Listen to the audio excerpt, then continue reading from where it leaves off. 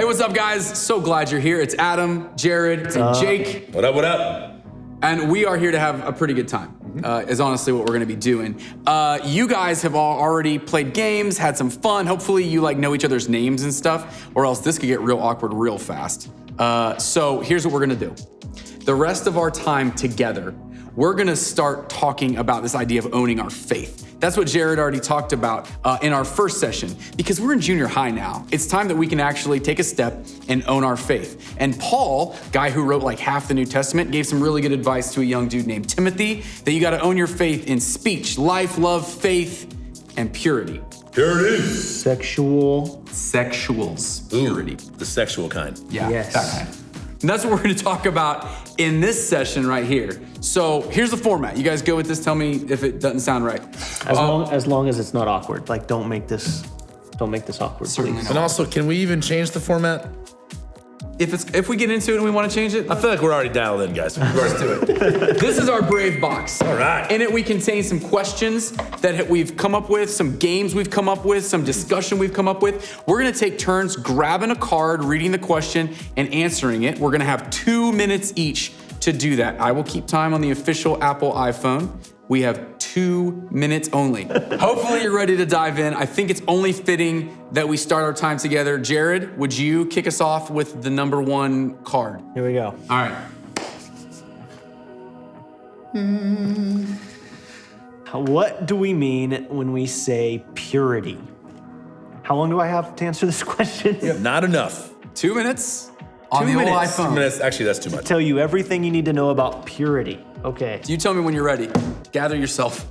go. Okay. Okay, so the word purity, you probably don't use that word very much. But I think of even if you take something like a bottle of water, purity is something that's not contaminated. So interestingly enough, this water bottle, I haven't even opened it yet. It is pure water. It came from whatever this company, Niagara Water. But if I were to compromise that purity, I could just open it and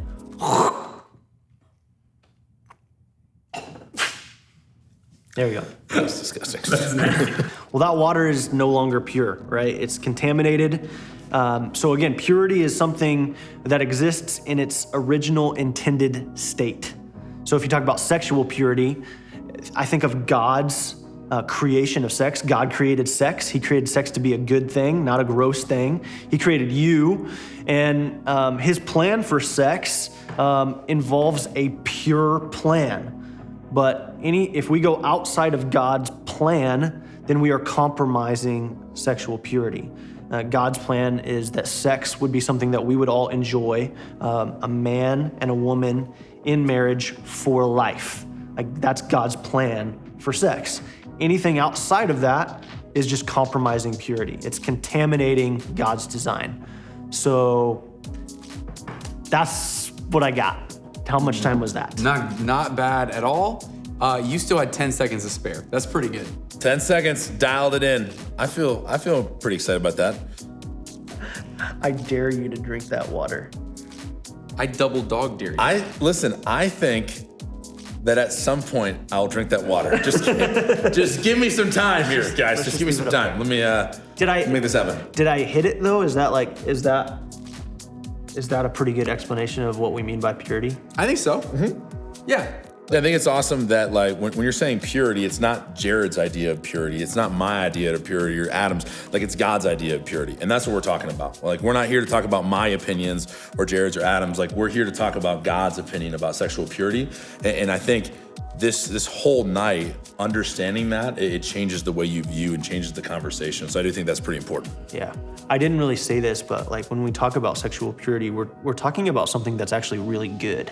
And I think some people get the mindset of when you start thinking about sexual purity that God wants to keep something really good from you, you can't have sex or whatever. That's not the case at all.